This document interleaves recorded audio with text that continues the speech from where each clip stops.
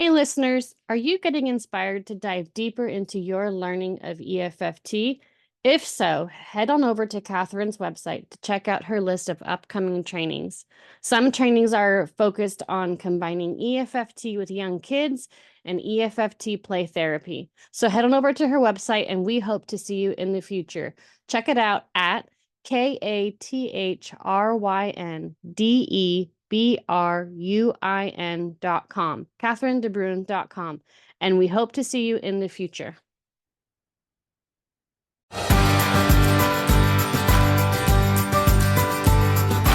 Welcome to the Family Express podcast, where our destination is resilient and connected families. Come aboard with your hosts, marriage and family therapists Catherine DeBruin and Rhonda Evans, to explore the world of emotionally focused family therapy, a model developed by Sue Johnson and colleagues. Together with our guest speakers, our travels will map the EFFT landscape, highlighting lessons learned, shared fears, and the passion and curiosity that bonds our community. Welcome back, listeners. Welcome back to the Family Express podcast with Catherine DeBruin and Rhonda Evans.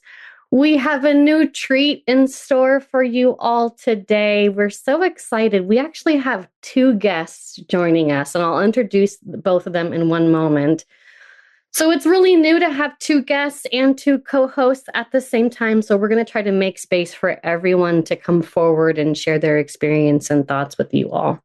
First, let me introduce Katie Humelde out of Canada.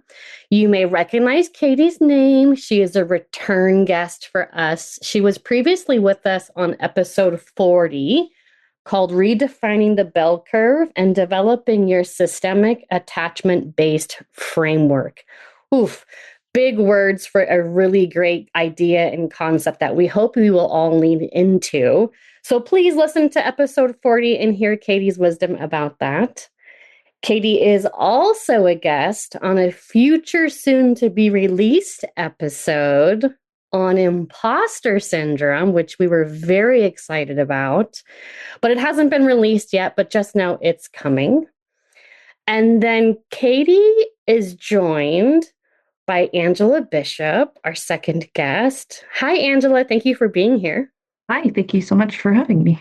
Awesome. And Katie, welcome back. You will be our first three-timer guest on the podcast. You'll be the first one to make it 3 times.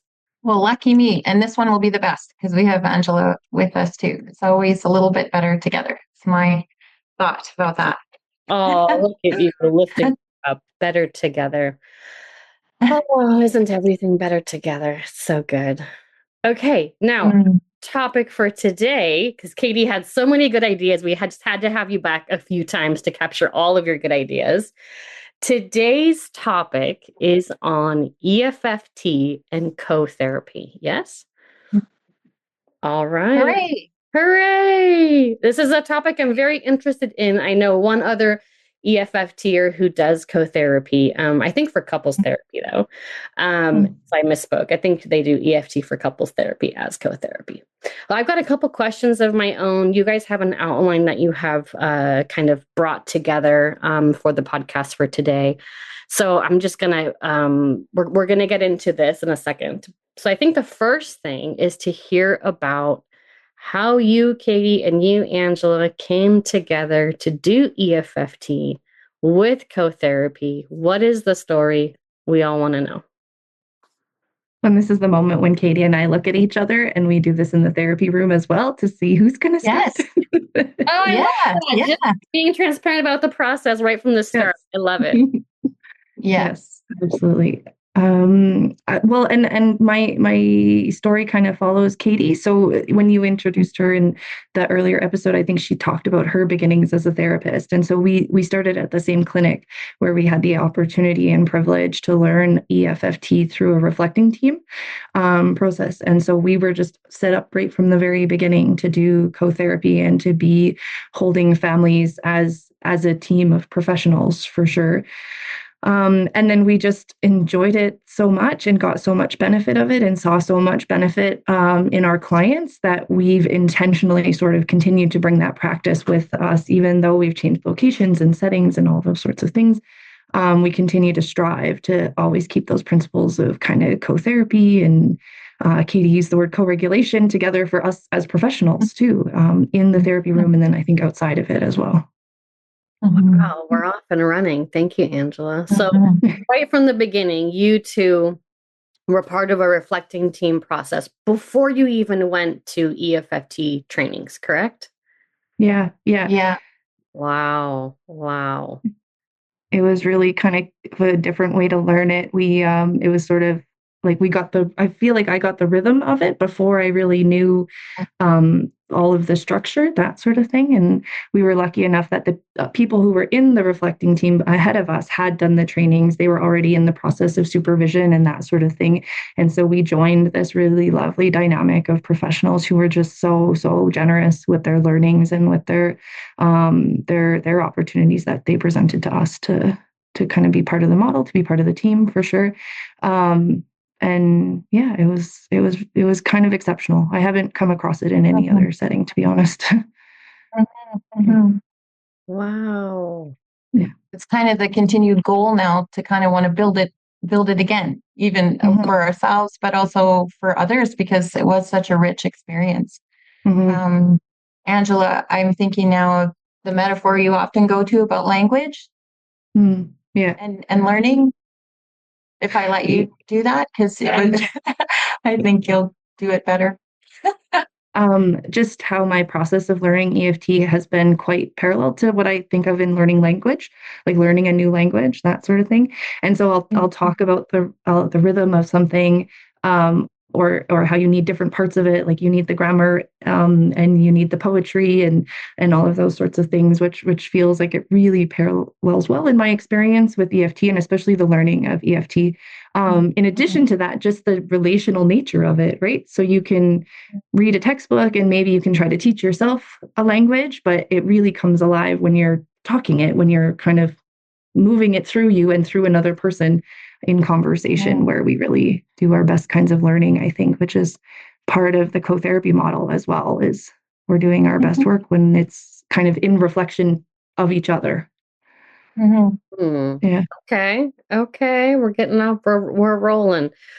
Okay, so for those of us listeners who may not know, what is a reflecting team? What are you could you describe that for us? The way we did it, so it's an intervention. I think it actually comes out of narrative therapy. But the way we did it on our team is that we had two therapists. It was a room set up like with a two-way mirror, and a room like a therapy room, two-way mirror, and you can kind of imagine maybe like a closet on the other side of the mirror. Two therapists were always present with the family doing just sort of like regular therapy. We would pause probably about 40 minutes into a session. While the regular therapy was going on, there was a team of three therapists, I think, watching that work. Yeah, watching that work. They would be noting, typically what we did, we leaned on sort of noting positive parent intentions, noting kind of wonderings that we might have for the family or different pattern pieces. They'd be noticing these. Then about 40 minutes into the session, we would switch. So the family and the co-therapists would go behind the mirror. The reflecting team would come in front of the mirror and would talk about the family. They would talk about what they saw in the session. They would talk about the positive parent intention that they see. They would talk about the wonderings that they had for the family. And then we switch again, and then the family and the co-therapists come together and process what they saw, I guess reflected in the reflecting team process. That's sort of how we did it. I don't know if that's the official way of doing it, but that's how we modified it, I guess, for us. And we worked with pretty complex families. They were a lot of neurodevelopmental pieces. So kids and parents had those, I guess, struggles, and oftentimes lots of people in the room. So having 5 professionals to be able to notice the different patterns, the different dynamics, really felt good, I think, for a lot of these families, for a lot of the people that we worked with in that way. And then I think Katie and I are now trying to sort of touch on it in ways where we bring in the reflecting part of it. So the sort of being witnessed, for parents and sometimes even for children, and how powerful powerful that can be when it's done slightly at a distance, when they have the opportunity to listen into a conversation as opposed to just being told kind of live and in the moment. Okay, let's see if I can summarize that. So there are two therapists in the therapy room with the family. Behind a mirror, there are three other therapists. 40 minutes into the session, the reflecting team who's been behind the mirror comes in front of the family. The two co-therapists go behind the mirror. So now we have the reflecting team with the family and the reflecting. Okay, so help me out here. Yeah, correct me where I was trying to keep up with the description. Oh, it's good that you use tech there. So the two therapists go with the family behind the mirror. So the family then watches the three therapists have a conversation about what they saw. So, like, I think, like Angela was saying, it originally comes from narrative, and it's this idea of outside witnessing. So it's another way for people to have an experience of really being seen. And in the way we did it, to want them to be seen well for their attachment needs and desires and reaches, and where we can foster that good stuff. For a family that's been really struggling and in distress for a long time, to feel seen by these nervous systems and see themselves reflected is a really big deal. Like we saw lots of impact from that. So then the family and the two therapists come back into the room. So they go back to their original places. Okay, got it. And the therapists in the room with the family say, so what was that like to listen to? Are there parts they got right? Are there parts that you don't agree with? What was it like? So they get a chance to hold it in a different way. Oh, interesting. Okay. Yeah. So reflecting team, like we're doing co-therapy in the room, but it's an intervention by itself as well. Like Sure. we can do co-therapy, just the two of us with a family without a reflecting team. Sure. But what we're describing is a reflecting team model right now. And that's how we learned. So we watched the therapist in the room do EFFT, right? And behind the mirror, basically, we're using all the skills to pull out attachment themes, to pull out positive intention. So you're getting a chance to watch that, to formulate it, and then try it out. Right? Wow. Yeah. Wow. And then eventually you come into the room to be a second co-therapist, or so it provides a lot of structure that actually really helped with learning. When Angela talks about the language, I love it because I think I learned like a baby. You know, like I'm watching the first time, I don't have any words. I don't even know what's going on. I had that feeling right at the start. And then slowly over time, as I stay in those conversations and become part of that world with families, with therapists, with time to reflect, I start to get language of my own. So it's like learning through exposure, learning EFFT through exposure, through immersion, through seeing it done. And then you kind of learn the building blocks behind it all, behind the scenes. Like, later you go to class. Yeah. And Angela was ahead of me in that way in terms of the formal training. And I remember she'd come back and she'd say, oh, this is going to make so much sense to you. When she came back from Core Skills, it was super exciting because she's like, now it's really the good stuff. Now you're really understanding it, because it's not just an introduction. The introduction is good and important, but we had a lot of that immersion-wise. So I understand how you two learned EFFT through a reflecting team experience, and it's in an intervention itself in the actual therapy with the family. Then it sounds like you two are talking about you two as co-therapists. You are having some kind of a reflecting, witnessing aspect to your own co-therapy. Am I understanding that correctly? Without a team, is that happening? Help me out. I think we're developing. That's a thing that Katie and I are sort of playing with a little bit in terms of how do we take the very cool and good stuff that we got the benefit of having. That team doesn't exist anymore. All of the reasons why things change, but to kind of have it available potentially to our local community, or whether it's community or clients' families that we work with, maybe bits and pieces of each. And so we're in the process of kind of developing, but that model of reflection, and like Katie said, sort of outsider witnessing, we really hold with us just because we have often seen like the value of it, for families to be held with that in mind. Wow. Okay. So Yeah. here's the big question. Can you give us an example of how that looks and sounds like? Like if I was a part of the family in the room, what would I see you two doing in that reflecting intervention? I think right now, if I'm holding it sort of in my mind, but jump in, Katie, it would be like high levels of transparency, really.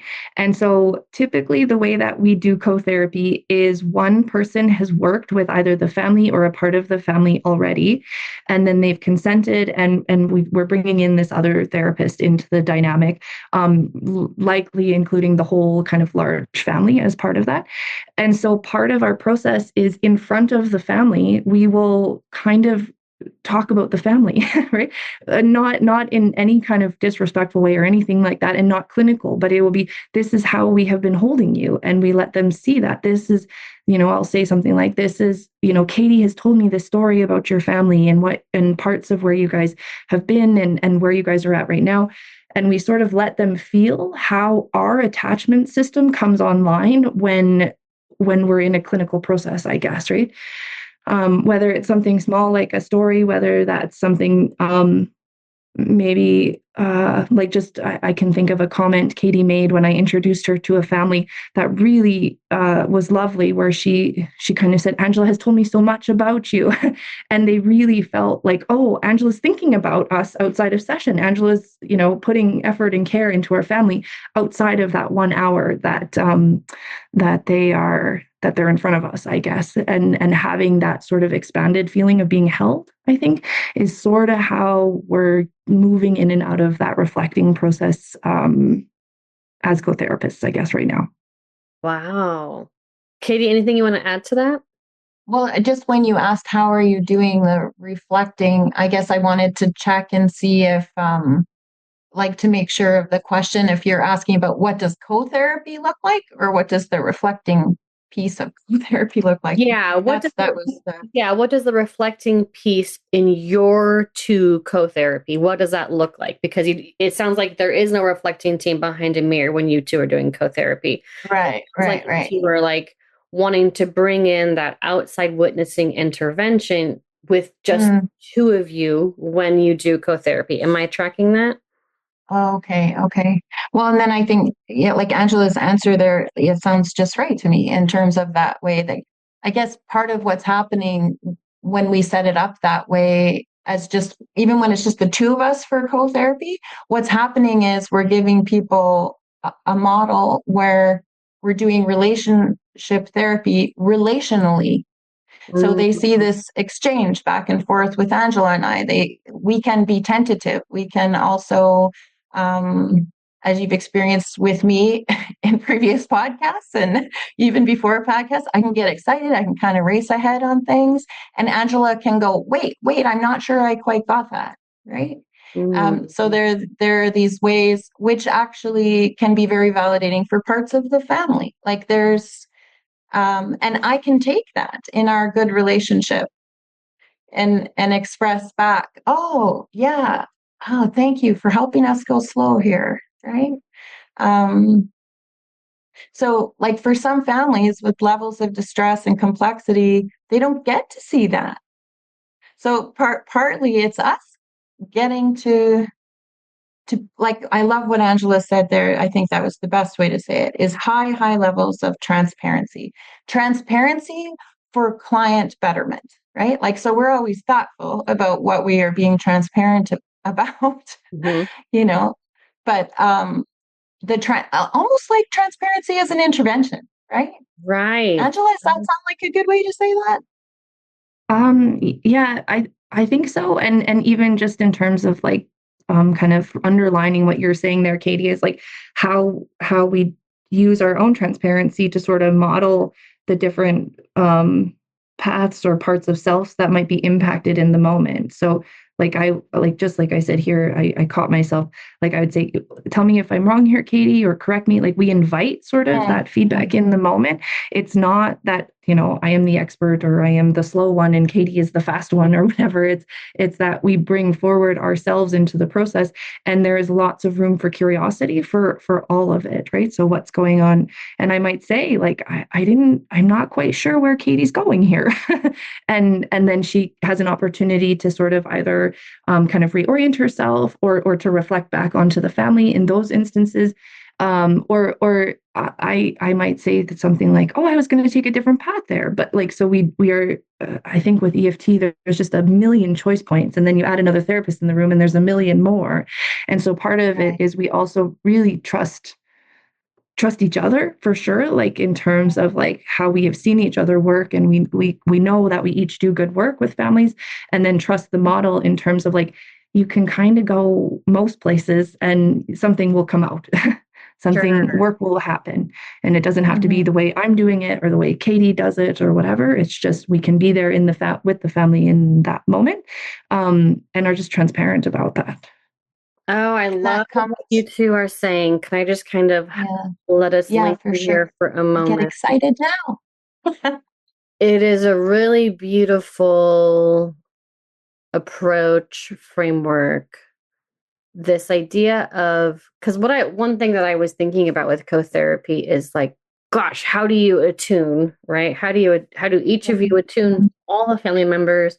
How do you two attune to each other? And you two are answering that question. You're saying it's not so much of like attunement based on implicit or visual cues or somatic cues. You two are just saying, we narrate.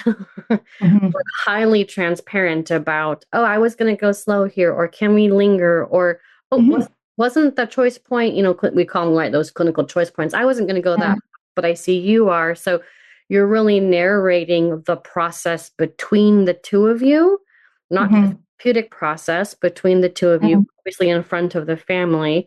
Then there's another kind of transparency or reflecting that you two are doing, which is talking about the family in front of them. There's like two different ways you're being transparent between the two of you about your process, transparent between the two of you talking about the family in front of them in good, positive, validating ways, it sounds like. Really thoughtful about what to be transparent about in front of the family. Yeah, absolutely. And especially when in the context of family, like often, like, I mean, bringing another therapist into the room in and of itself is quite a vulnerability for a lot of families. I think they automatically anticipate that they're going to be judged, or that, that feeling of getting sent to the principal's office or something like that, right? And so coming in and again, even just addressing that piece for them, right? And like to either be transparent to say, how is this for you to be having another therapist in the room, getting to know you guys this way? And then for me to be the one. Listeners, check out our book for children of any age. It's called A Jumble of Thoughts and a Tangle of Feelings. It's on Amazon.com.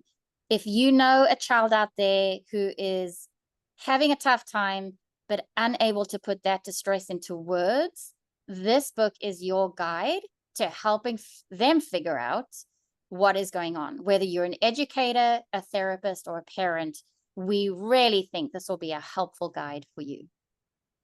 That can kind of reflect how Katie has spoken about them. I think it lands in sort of a different way than if Katie just tells them what she might think about them, or how she might see them, I guess, in a moment of struggle or in a moment of hardship. And typically it is that parent piece, that positive intention, that like where their heart is, I guess, in terms of caring for their children and for their families.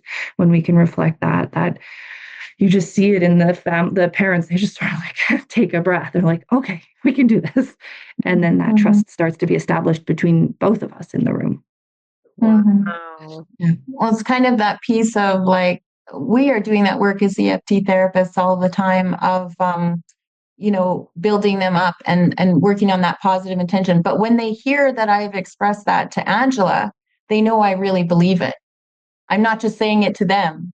I said it to someone else, and someone else enough that they can now read their nervous system and go, wow, she believes in us too. like we're not alone. Our family actually has more hands holding, and sometimes we need more hands holding.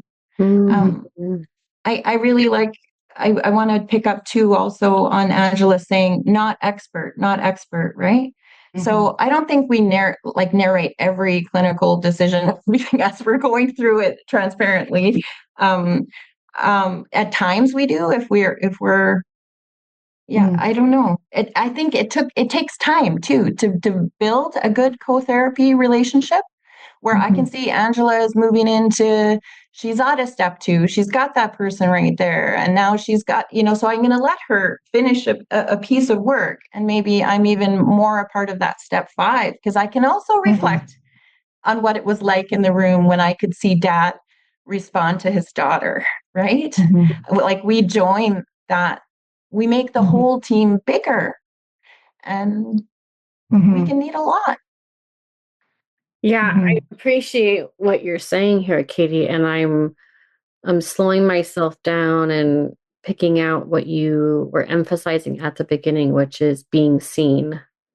And so it really sounds like that is really instrumental, foundational, central, because you're saying in the cases where you two were learning and you were on the reflecting team, they were complex dynamics and issues that the family was facing. And with more complexity, it's easier to get demoralized, to feel more hopeless. And so I see what you two are saying about being spoken of with heart and love to somebody else, and having that person then say, in essence, like validation and kudos and appreciation. That's really genuine and true. That is then spoken directly to the family. I could imagine that gives the family some more hope, some more belief in self. Like it might even start to shift view of self or view of family. Are we a family that can we make it through it? Like, great, Katie believes in us. Well, she's been working with us for a long time. She knows us. She's our therapist. Now Angela comes in, and I understand it might, we're just using Katie as the primary here. Then Angela comes in and says, wow, I have heard about you as a family from Katie. And let me tell you what I've heard. And let me just share this with you.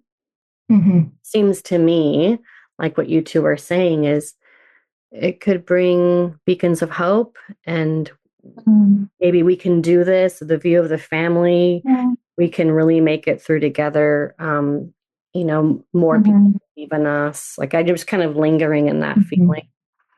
Yeah, I love it. What comes to mind for me right now is I can't remember if it usually comes with level 1 or level 2 now, the camel video. Have you seen the camel weeping video? Oh my God, don't get me started on the camel video. But it's a community around that mom and that kiddo, hey? Yeah. It's a community. So we're doing a relational therapy relationally. We are in it with them. So there's times where, like staying with that example, I guess, of me as a primary right now, though it does go both ways, where I've invited Angela in to a point where like maybe I'm feeling stuck with the family, and I know that if I refer them, they will get another level of, oh my goodness, like, oh, this one couldn't either. Like they've seen many therapists already. Lots of times they've seen lots of therapists. What is the message sends if Katie has to refer the family? How will that land for the family? I have to refer you. Oof. Right. Or so and so, all these different people need more therapists. But if I bring another therapist in, then like we expedite the hope, not only the hope, but the belief in, right? And when parents feel more capable, when they can see that, and then they do find their feet faster. Yeah. Angela, you thought there? Hearing you. And this is the transparency where nope, I don't have a thought. Yeah.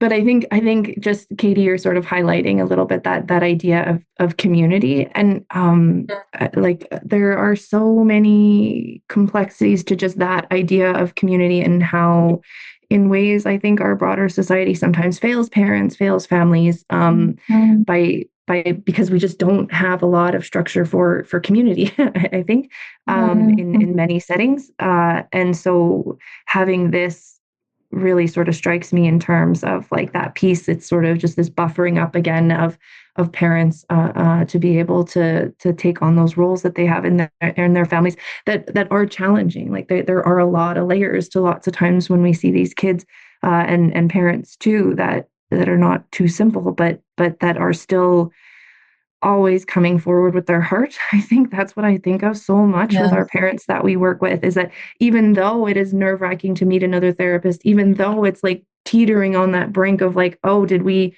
wear out Katie or whatever, right? Yeah. They come in with an open heart and they're like, okay, we're just here. And whether it's 2 therapists or the potential for 5 therapists, could you imagine like how vulnerable that is for a family to even just hear, oh, there's going to be therapists watching us. We need a team of therapists. And so really leaning on that alliance that is initially sort of created and shaped in that primary therapist role is a big part of it. And yeah, once families get the feeling of it, I think they get it. But getting them into that place to risk is can take a lot of trust, I think, and the parents do it. They trust. They bring their hearts forward. They bring their kids forward, and I think it anecdotally it goes well. And I even just love that right there, Angela, as you're talking about the alliance and the trust and the risk it takes.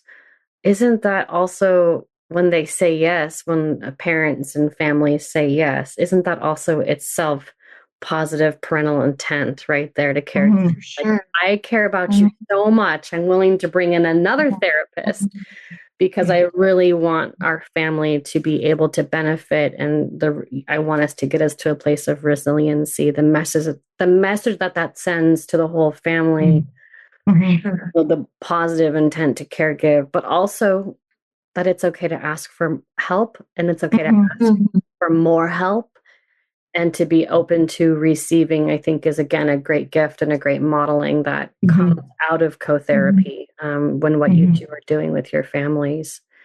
So it's interesting because I've been asked a couple times to do bug in the ear supervision. I've had a couple of supervisors who have asked me that. It's not like I've said no. One, I've just never done it before, but I've wondered about how will that be, for the couple? What kind of would that send? And as you two are talking, you're shifting me, into maybe it would just be better to be a co-therapy situation instead. And I can really draw attention and emphasize resiliency and caregiving and love and comfort that maybe the supervisee is more light on and could be a bit heavy-handed with in a good, loving way. You know what I mean? So you're making me kind of think about that question in the future and how co-therapy might be an option that I would maybe lean into with more ease, than opposed to like bug in the ear. I love that. I think. Yeah. Go ahead. Sorry, Angela. Are you sure? Angela has good words, and I have frequent words. So, Katie, I don't want to miss a good thing. I don't want to miss a good thing. And actually, that's probably one of the gifts I've had of working with Angela. Now it's going to change my topic again as I did that. But is she like it provides an opportunity for me to be seen as a therapist too? Like we are unique therapists. Like we are different people, and we are practicing this model. And I think, both to a certification level, and I still need her witnessing for my work at times. Right? Like there's times where I kind of, you both giggle at me as I say that, but of course I have like my own insecurities and whatnot. And Angela's nodding there like, yeah, of course she does too. But I know her in such a well-rounded way from this kind of work that I think there's a layer of helping prevent burnout for therapists. There's a layer of continually encouraging growth, but she's able to hold my positive intention, right? And able to see what I've done well at different times here. I kind of talked myself off the point I think I was trying to make, but I think this is an important one too. Like the benefits to us, it does benefit our families for sure, or we wouldn't be doing it. Sure. Right? Absolutely. Yeah. But I love that we're doing relational work relationally, and now I think I'm finally getting what you two, what isn't really encapsulated in that phrase, doing relational work relationally. And I just think it's really beautiful. So now I'm just kind of like taking that in.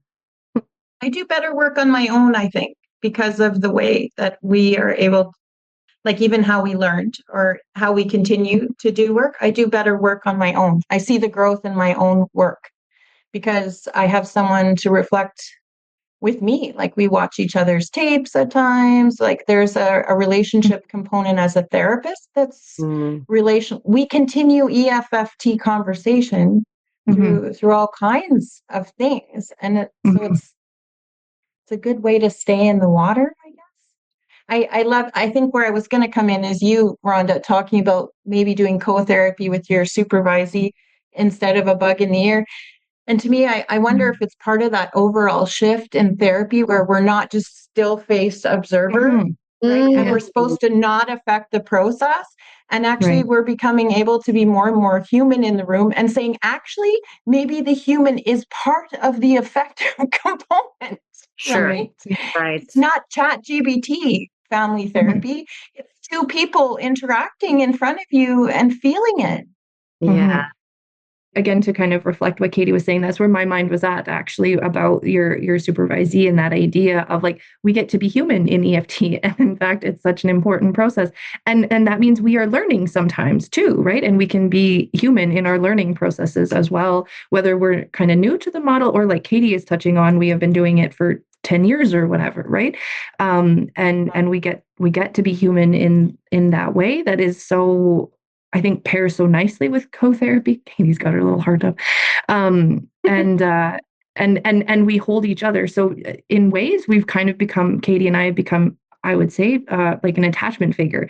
So if I'm really struggling with a client, I'm like, I can hold, how would Katie approach this? Or where would she kind of go? And then that opens up a new pathway in myself. It's not just me and my siloed experience of EFT. I can hold somebody else in mind that then again, like she said, benefits our own work when we're not doing co-therapy. We don't do every client, we don't do every family as co-therapist. But when we're in the room on our own, we're holding each other in mind. That gives us gives me anyway, a steadying sort of place where I can then move into maybe more complex or trickier dynamics with clients. Oh, wow. And I can just imagine,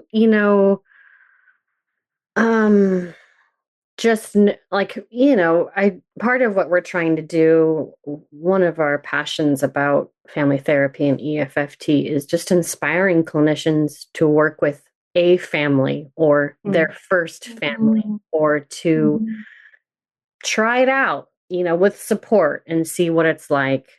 And what I really appreciate about the option of co-therapy is maybe it makes it more approachable for therapists. Maybe it slices the risk a little bit for that clinician if they can tell themselves, okay, I'll meet with the family, see how it goes, whatever number of sessions that may be.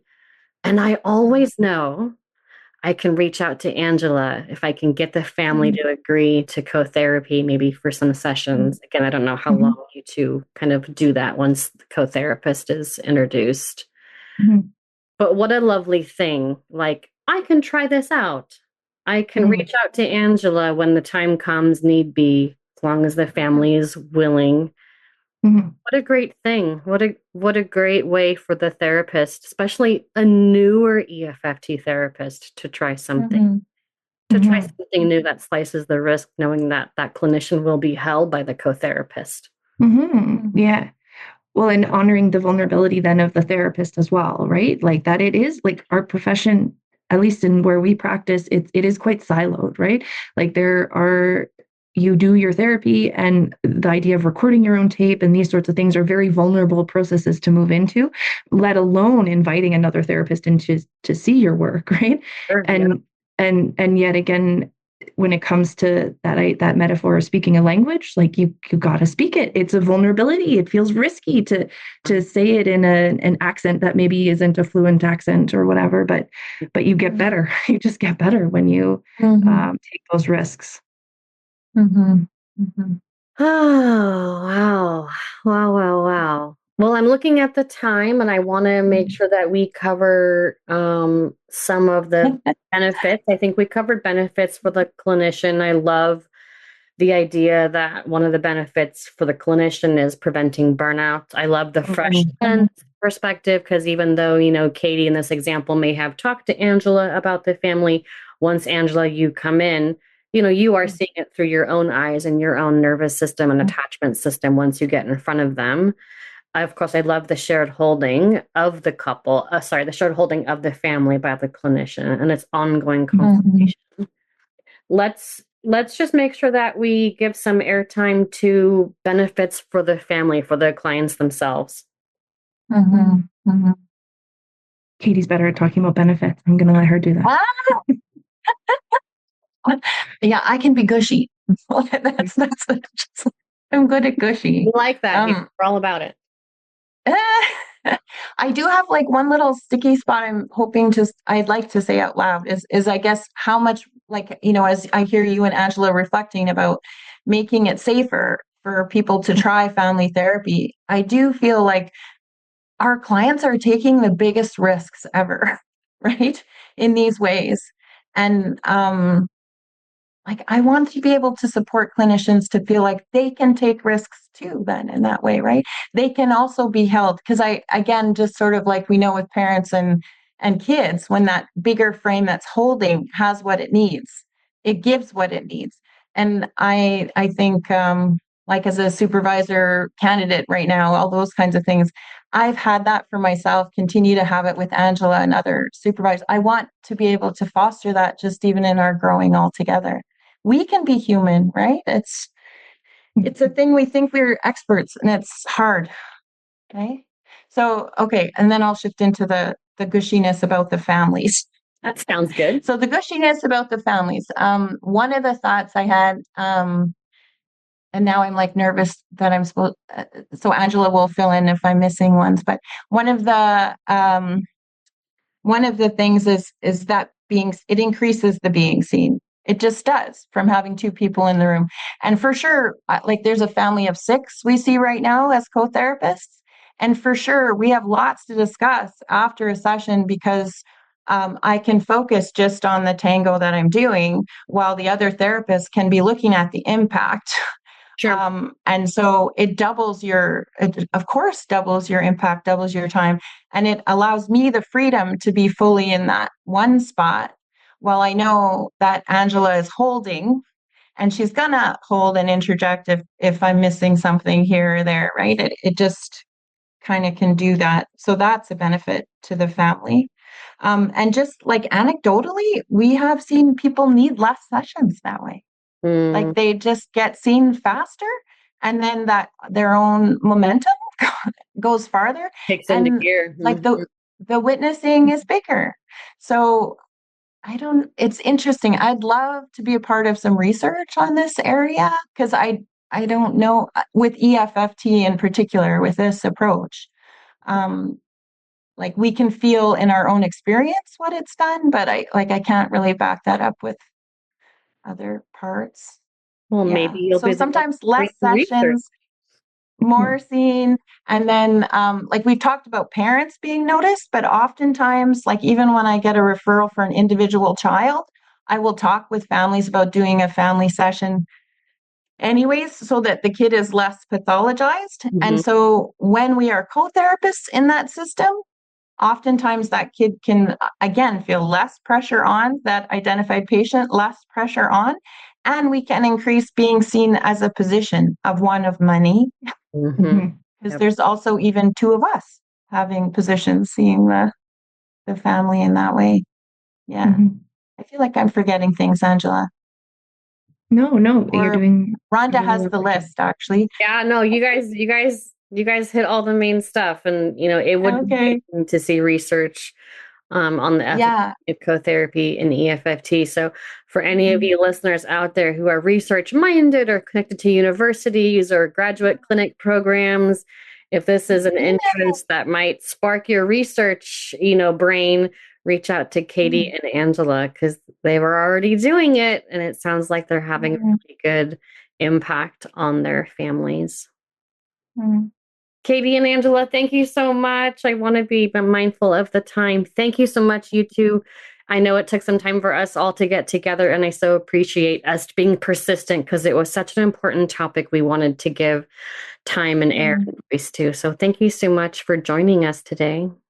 Yeah, thank you so much for having me. It was really lovely to talk to you, Rhonda. Thank you. Yeah, you're welcome. Yeah. You're welcome. And for facilitating two of us. So you did it. You did the new thing. We can do it. Sounds great.